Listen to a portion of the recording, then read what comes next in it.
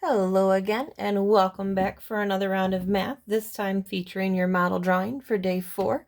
It's still Thankful Thursday, so if you haven't already, try to think of something that you are really thankful for right now. Even though the world seems kind of different and maybe a little scary, there's still lots to be thankful for. So take a second and think of something that just makes you smile. And again, if you live with those things, go say thank you and give them a big hug and tell them you love them. Okay, on to our math for the day. You've got your model drawing. Make sure you're on week 1, day 4 for this video. I'll zoom in a little bit for you here. All right, this one's a little bit different than anything else we've done this week. So if you're not super comfortable on these, go make sure you pay attention to this one because we haven't done that kind of problem yet. But we know that the first step is always read it and then chunk it. So right now it says Mr. Brown wants to withdraw $1,000 from his bank and in $10 bills. How many $10 bills should he receive? So going back through, I know that he wants to withdraw $1,000 from his bank. I know that he wants it in $10 bills. And the question I'm after here is how many $10 bills should he receive? This is an excellent way to prove that this matters because if someday you're trying to get money from a bank, you want to make sure you end up with enough. So let's think about this. My question says, how many $10 bills should he receive? If I RTQ that, my response back would be, Mr. Brown should receive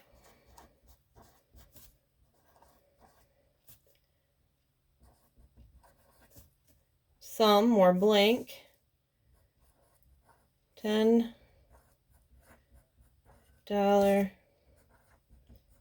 bills. Still don't know how many, but we know he's going to need some. And we know that that should come out to $1,000 worth of money.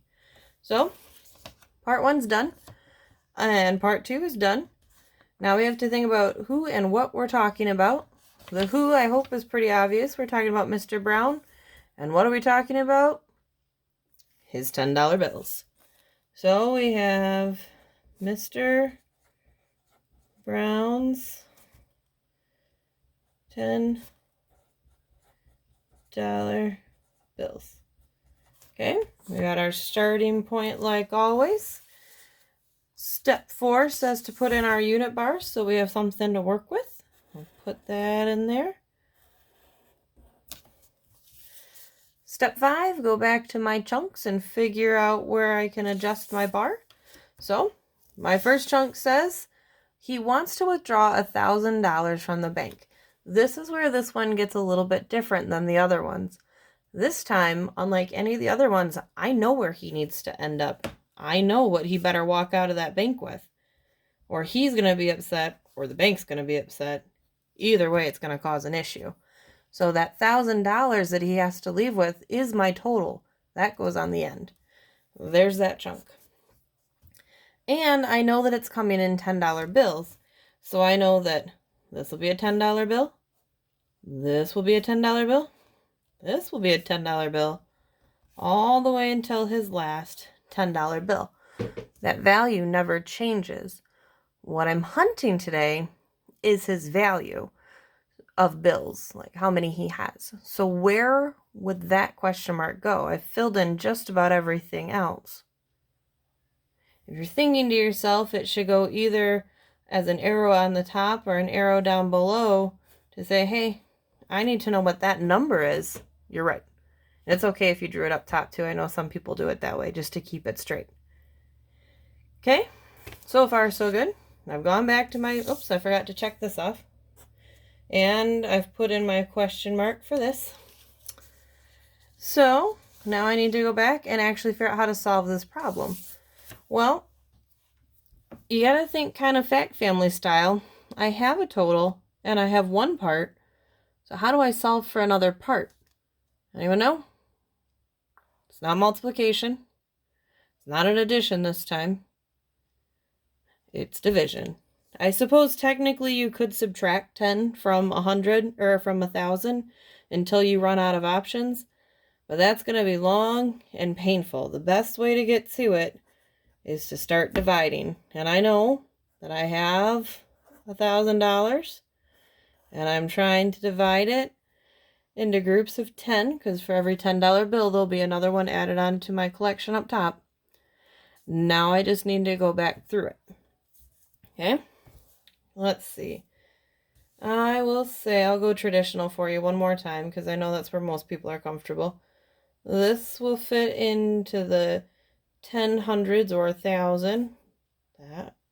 And you subtract that off, you get a 0.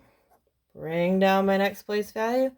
10 doesn't go into that value, so I'm done. The answer is 1. Thank you for disagreeing with me. It does go in there 0 times. That's important because now it doesn't say 1, it says 10. But I'm not done. 10 times 0 is 0. Subtract that. Bring that down. I still have a 0. Am I done? Nope. 10 goes into 0 again. 0 times, but that value counts because now it doesn't say 10, it says 100. And it still doesn't fit. I have nothing left to bring down, so I know that he should walk away with 100 $10 bills. Okay? This time your explanation is going to be a little bit different. You still need to tell me about our model drawing bar. You still need to tell me that you decided after looking at it was going to be a division problem.